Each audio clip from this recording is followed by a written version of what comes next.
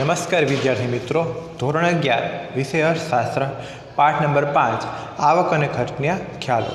नजीकना भविष्यमां 5મી એકમ कसोटी लेवानी होवाथी एमां आ पाठ पूछावानो होवाथी आपणे आनुं टूंकमां रिविजन करशुं। आ विडियोनी अंदर आपणे सीमांत खर्च जे इम्पोर्टન્ટ क्वेश्चन छे एनो अभ्यास करशुं। त्यारबाद सरेराश खर्च अने सीमांत खर्च वच्चेनो संबंध, लांबा गाळानी सरेराश खर्चनी रेखा અને આવકના ખ્યાલો જે પણ ખૂબ ઇમ્પોર્ટન્ટ છે એના 3 પ્રકારો છે: કુલ આવક, સરેરાશ આવક અને સીમાંત આવક. એનો આપણે આજે અભ્યાસ કરશું. તો વિદ્યાર્થી મિત્રો, પેજ નંબર 53 ઉપર ખાસ ધ્યાન આપો. એમાં સૌથી પહેલાં આપણે લઈએ સીમાંત ખર્ચ.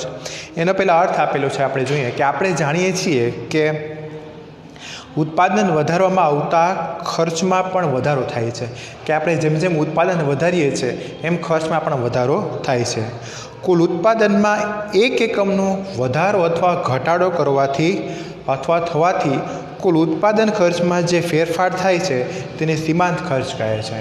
કે કુલ ઉત્પાદન હોય એના એકમની અંદર, કુલ એકમની અંદર એક એકમનો કાં તો વધારો અથવા તો ઘટાડો કરવામાં આવે ત્યારે કુલ ઉત્પાદન ખર્ચમાં જે ફેરફાર થાય છે એને શું કહેવાય? તો કે સીમાંત ખર્ચ કહેવાય છે. ટૂંકમાં વધારાનું એક એકમ ઉત્પન્ન કરવાથી કુલ ખર્ચમાં થતો ફેરફાર એને સીમાંત ખર્ચ કહેવામાં આવે છે. કે એનું સૂત્ર આપેલું છે, ખાસ જુઓ કે આપણે એન અને ઉદાહરણ આપેલું છે કે આપણે એન એકમોના ઉત્પાદન ખર્ચ અને n-1 એટલે કે ઓછું ઉત્પાદન આપણે કરીએ એના તફાવત દ્વારા આપણે સમજવાનું છે. અને સૂત્ર આપેલું છે MCN બરાબર TCN માઇનસ TC કૌંસમાં n-1, એટલે કે માર્જિનલ કોસ્ટ n એટલે કે એકમો છે, TC એટલે ટોટલ કોસ્ટ છે, એટલે કે TC એટલે ટોટલ કોસ્ટ છે, એટલે કે એકમનું કુલ ખર્ચ છે એમાંથી TC એટલે ટોટલ ખર્ચ એમાંથી એક એકમ પાછું બાદ કરવાનું છે, એટલે કે n-1 આપેલું છે. હવે ઉદાહરણ તરીકે 3 મૂકેલા છે. હવે 3 શું કામ મૂકેલા છે? તો પેજ નંબર 54 ઉપર નીચે કોષ્ટક આપેલું છે. એમાં જુઓ કે એમાં ઉત્પાદન એકમનું પ્રમાણ 3 છે. ત્યારે આપણે જોવાનું કે કુલ ખર્ચ કેટલો આપેલો છે? 21 આપેલો છે. કેટલો આપેલો છે? 21. અને 21માંથી એક આપણે બાદ કરીએ, એટલે કે ઉત્પાદનનો એકમ આપણે એકમ બાદ કરીએ, એટલે 3માંથી ઉત્પાદન એકમ આપણે 2માં જઈએ તો એનો ખર્ચ કેટલો આપેલો છે? 16 આપેલો છે. કેટલો આપેલો છે? 16. એટલે કે 21 - 16. છેલ્લા આપેલું છે MC3 બરાબર 21 - 16. કારણ કે એક એકમનો ઘટાડો કરીએ એટલે જે ખર્ચ મળે છે એને સીમાંત ખર્ચ કહેવાય. એટલે 3માંથી એક ઘટાડો કર્યો એટલે 3 ઉત્પાદન એકમનું પ્રમાણ છે ત્યારે કુલ ખર્ચ કેટલા આપેલા છે? 21. જ્યારે 2 એકમનું ઉત્પાદન પ્રમાણ છે ત્યારે કુલ ખર્ચ કેટલો આપેલો છે? 100. એટલે 21માંથી 16 બાદ એટલે મળશે શું? તો કે 5. એ શું મળશે? સીમાંત ખર્ચ મળશે. આ યાદ રાખવાનું છે. એટલે જ આપણને આ શું આપેલું છે? કોષ્ટક આપેલું છે કે કુલ ઉત્પાદન એકમનું પ્રમાણ જ્યારે 1 છે ત્યારે કુલ ખર્ચ 9 આપેલું છે. કોષ્ટકમાં ધ્યાન રાખવાનું તમારે. ત્યારે સીમાંત ખર્ચ પણ 9 જ છે. જ્યારે એક એકમનું પ્રમાણ વધી જાય છે એટલે 1 વાળા 2 થાય છે ત્યારે કુલ ખર્ચ પણ 9 વાળા શું થઈ જાય? તો કે 16. તો હવે શું વ્યાખ્યામાં જોઈ ગયા? જે ફેરફાર થાય છે, એક એકમ વધારે આપણે ઉત્પાદન કરીએ ત્યારે જે ફેરફાર થાય છે ત્યારે આપણે ફેરફારને શું કહેવાય? સીમાંત ખર્ચ. તો કુલ ખર્ચ કેટલો આવ્યો? પહેલા એકમમાં 9 હતો, બીજામાં 9થી વધીને કેટલો થયો? 16. તો બંનેનો તફાવત કેટલો થયો? 16માંથી 9 જાય તો કેટલા વધે? 7. તો કુલ સીમાંત ખર્ચ કેટલો આવશે? 2 એકમમાં 7 આવશે. બરાબર? 16માંથી 9 બાદ એટલે સીમાંત ખર્ચ શું આવશે? 7. કારણ કે એક વધારાનું એકમ ઉત્પાદન આપણે કર્યું ત્યારે ખર્ચમાં જે ફેરફાર થાય છે બંનેનો જે તફાવત જોવા મળે એને શું કહેવાય? તો કે સીમાંત ખર્ચ કહેવાય. એટલે બેની બાદબાકી કરી નાખવાની. એવી રીતે ઉત્પાદનનું એકમનું પ્રમાણ 3 છે ત્યારે કુલ ખર્ચ 21 છે. તો 2માં કેટલું હતું? 16. એટલે 21માંથી 16 જાય તો કેટલા વધે? 5. પછી 28માંથી 21 જાય તો 7. પછી 5મો એકમમાં 40 છે તો 40માંથી ચોથા એકમમાં કેટલા હતા? કુલ ખર્ચ 28. તો 40માંથી 28 જાય તો સીમાંત ખર્ચ 5મામાં કેટલો આવશે? 12. આમ બાદબાકી કરી ઉપર સાથે અને આપણે સીમાંત ખર્ચ મળી શકે છે. અને એની રેખા તમે જોઈ શકો છો પેજ નંબર 55 ઉપર ધન ઢાળવાળી હોય. કેવી હોય? તો કે ધન ઢાળવાળી. સીમાંત ખર્ચની રેખા ધન ઢાળવાળી હોય છે. અને ક્યારે હોય છે? તો કે ત્રીજા એકમની આકૃતિ છે ત્યાં સુધી ઉત્પાદન વધતા સીમાંત ખર્ચ વધે છે. પરિણામે સીમાંત ખર્ચની રેખા ધન ઢાળવાળી હોય છે. અને આમ જોવા જાય તો હોકીના સ્ટીકવાળી હોય છે, કે ત્રીજા એકમ સુધી સીમાંત ખર્ચ ઘટે છે ત્યારે ઋણ ઢાળવાળી હોય, પણ ત્રીજા એકમ પછી ઉત્પાદન વધે છે તો ત્યારે શું બની જશે? ધન ઢાળવાળી, એટલે કે હોકીના સ્ટિકના આકારની. કે પહેલાં શું છે તો કે ઘટે છે એટલે ઋણ ઢાળવાળી બને છે, પછી વધે છે એટલે ધન ઢાળવાળી હોકીના સ્ટિકવાળી. તો આ તો સીમાંત ખર્ચ. ખાસ યાદ રાખવાનું, ઉત્પાદનનું એક એકમ આપણે વધારે કે ઘટાડીએ ત્યારે ખર્ચમાં જે તફાવત જોવા મળે છે ને સીમાંત ખર્ચ કહેવાય. કે હવે એ બે વચ્ચેનો સંબંધ જોવાનો છે. સરેરાશ ખર્ચ અને સીમાંત ખર્ચ વચ્ચેનો સંબંધ આપણે જોવાનો છે. એ કે ઉત્પાદન ખર્ચના અભ્યાસમાં સરેરાશ ખર્ચ અને સીમાંત ખર્ચ વચ્ચેનો સંબંધનો અભ્યાસ મહત્ત્વનો ગણાય છે. કારણ કે સરેરાશ ખર્ચ જે છે એકમ દીઠ સરાસરી ઉત્પાદન ખર્ચ છે અને સીમાંત ખર્ચ છે એ સીમાંત એકમ ઉત્પન્ન કરવાનું ખર્ચ છે. ઉત્પાદક લાંબા ગાળે ઉત્પાદન ચાલુ રાખવાનો નિર્ણય ક્યારે લેશે? કે એને જે મૂળ વસ્તુની કિંમત છે સરેરાશ ખર્ચ કરતાં વધારે આવતી હોય. હું એમ કહું કે કોઈ એક વસ્તુનું આપણે ઉત્પાદન કરીએ, એ વસ્તુનું ઉત્પાદન કરતાં આપણે જે ખર્ચ લાગ્યો એ ખર્ચ કહેવાય. પણ એ ખર્ચ કરતાં આપણને કિંમત મૂળ કિંમત વધારે મળતી હોય તો આપણે ઉત્પાદન ટકાવી રાખીએ, નકર આપણે ખોટમાં ધંધો કરી શકીએ નહીં. કે અને ટૂંકા ગાળામાં ઉત્પાદન ચાલુ રાખવાનો નિર્ણય ક્યારે લેશે? કે જ્યારે વસ્તુની કિંમત સીમાંત ખર્ચ કરતાં વધારે હોય. આ સરેરાશ ખર્ચ અને સીમાંત ખર્ચમાં આ જ તફાવત છે કે લાંબા ગાળે છે એ ઉત્પાદન ચાલુ રાખવાનો નિર્ણય ત્યારે લેવામાં આવે કે મળતી વસ્તુની કિંમત છે એ સરેરાશ ખર્ચ કરતાં વધારે હોય. અને ટૂંકા ગાળામાં ઉત્પાદન ચાલુ રાખવાનો નિર્ણય શું કામ લેવામાં આવે? કે વસ્તુની કિંમત સીમાંત ખર્ચ કરતાં વધારે હોય. કે આમ ઉત્પાદનનો નિર્ણય લેવા માટે આ સરેરાશ ખર્ચ અને સીમાંત ખર્ચ બંને મહત્ત્વના છે. અને એની આપણે અનુસૂચિ પણ આપેલી છે, કોષ્ટક આપેલું છે પેજ નંબર 55 ઉપર કે ઉત્પાદન એકમ જ્યારે 1 છે ત્યારે કુલ ખર્ચ 20 છે અને સરેરાશ ખર્ચ પણ 20 છે. કારણ કે સરેરાશ ખર્ચની આપણે વ્યાખ્યા જ છે કે કુલ ખર્ચ ભાગ્યા ઉત્પાદનના એકમો. તો કુલ ખર્ચ 20 છે એને ભાગ્યા ઉત્પાદનના એકમો 1 લે તો સરેરાશ ખર્ચ પણ 20 જ આવશે. પણ સીમાંત ખર્ચની શરૂઆત થશે નહીં. પણ જ્યારે બીજું એકમોનું ઉત્પાદન કરશું ને ત્યારે કુલ ખર્ચ કેટલો આપેલો છે? 35. તો સરેરાશ ખર્ચ કેમ મળે? સરેરાશ ખર્ચનું સૂત્ર છે કુલ ખર્ચ એને ભાગ્યા ઉત્પાદનના એકમો.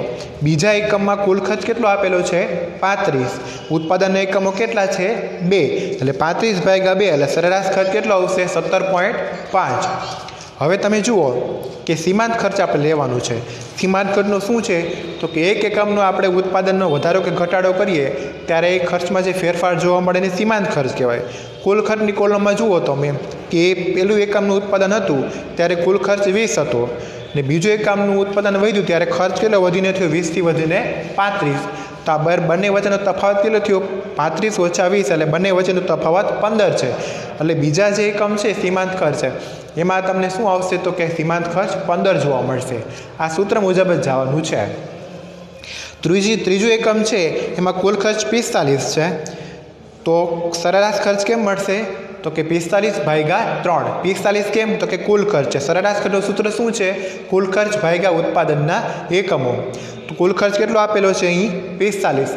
ઉત્પાદન એકમો કેટલા છે? 3. એટલે 45 ભાગ્યા 3 એટલે સરેરાશ ખર્ચ કેટલો આવે? 15. હવે સીમાંત ખર્ચમાં છે તો આમાં કુલ ખર્ચમાં જુઓ, કુલ ખર્ચ 3 એકમમાં કેટલો આપેલો છે? 45. એના અગાઉના એકમમાં કેટલો હતો? 35. તો 45માંથી 35 જાય તો કેટલા વધે? 10. આ રીતે કુલ ખર્ચ, સરેરાશ ખર્ચ અને સીમાંત ખર્ચ આપણને પ્રાપ્ત થાય છે. કે અને એ રીતે આપણે છે આ શું કરવાનું છે તો કે આપણે રેખાકૃતિમાં પેજ નંબર 56 મુજબ તે આપેલું છે એ કોષ્ટક મુજબ આપણે રેખાકૃતિમાં બિંદુ અહીંયા લગાડી અને આપણે દર્શાવવાનું છે.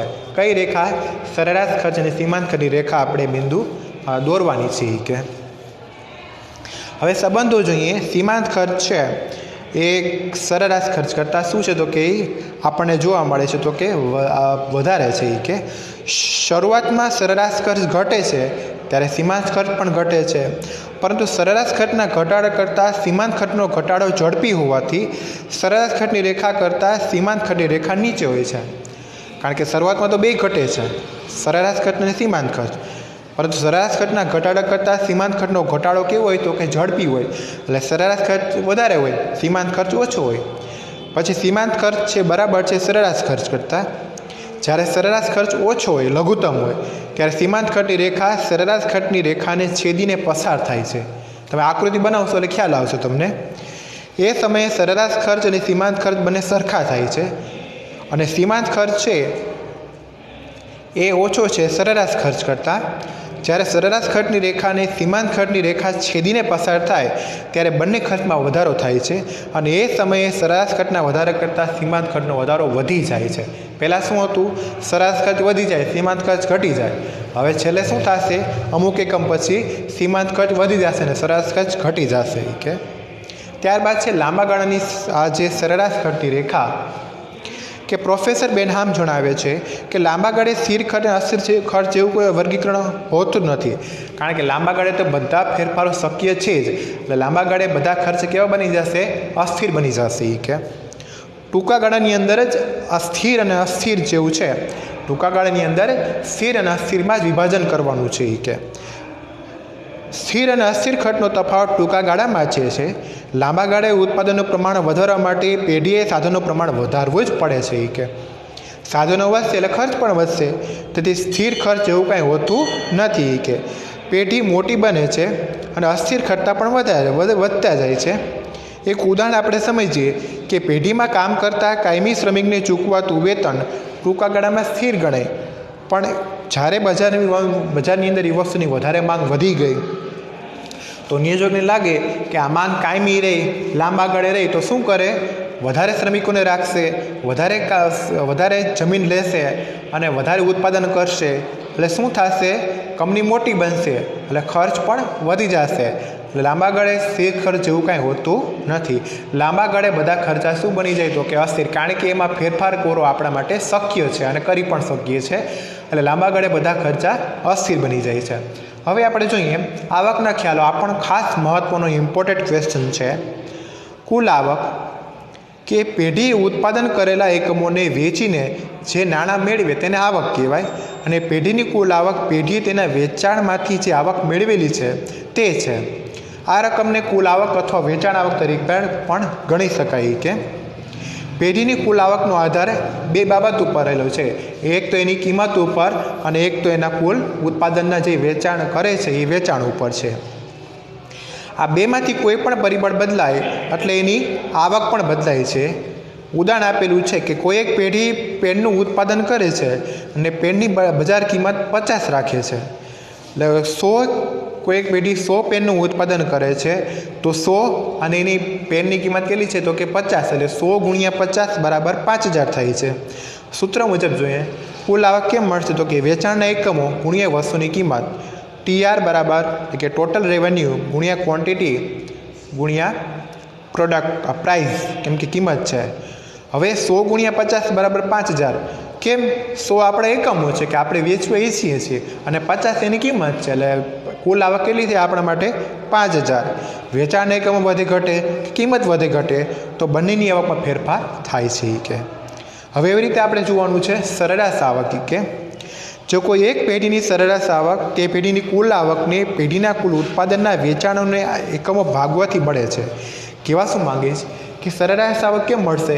કે કુલ આવકને આપણા જે ઉત્પાદનના એકમો છે એના વડે આપણે ભાગીશું ત્યારે આપણને સરેરાશ આવક પ્રાપ્ત થાય છે. કે એટલે કે સરેરાશ આવક બરાબર કુલ આવકના છેદમાં કુલ વેચાણ કે અથવા વેચાણના એકમો. કે ઉદાહરણ આપેલું છે કે એક પેનનું વેચાણ 1000 એકમનું કર્યું છે ત્યારે કુલ વેચાણ 50000 છે એમ એને કીધેલું છે. તો કુલ વેચાણ કેટલું છે? તો કે એટલે કુલ વેચાણ આવક કેટલી છે? તો કે 50000 અને કુલ ઉત્પાદનના એકમો વેચાણના કેટલા છે? તો કે 1000. એટલે 50000 એને ભાગ્યા 1000 એટલે એક સરેરાશ આવક અને કેટલી મળશે? એકની 50 રૂપિયા મળશે. કેટલી મળશે? 50 રૂપિયા. કે અને એવી રીતે સીમાંત આવક આપણને આપેલી છે કે પેઢીની સરેરાશ આવકે પેજ નંબર 58 ઉપર કે પેઢીની સરેરાશ આવક એ વસ્તુની એકમ દીઠ વેચાણ આવક છે. જ્યારે સીમાંત આવક છે એ તમે કંઈક વધારાના એકમનું વેચાણ કરશો ત્યારે તમને એ જે આવક વધારાની મળે છે એને કહેવાય સીમાંત આવક.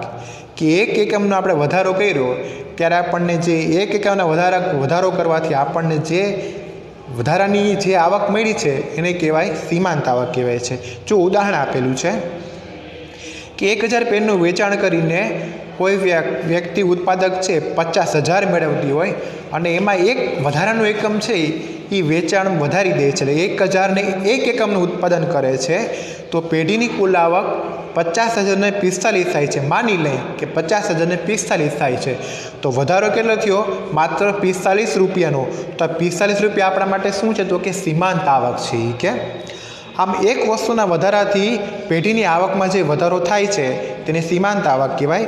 સૂત્ર આપેલું છે કે MRN એટલે કે માર્જિનલ રેવન્યુ, એન એટલે કે એકમો છે, બરાબર RN revenue minus RN minus M, એક ઓછું ઉત્પાદન આપણે કરીએ છીએ.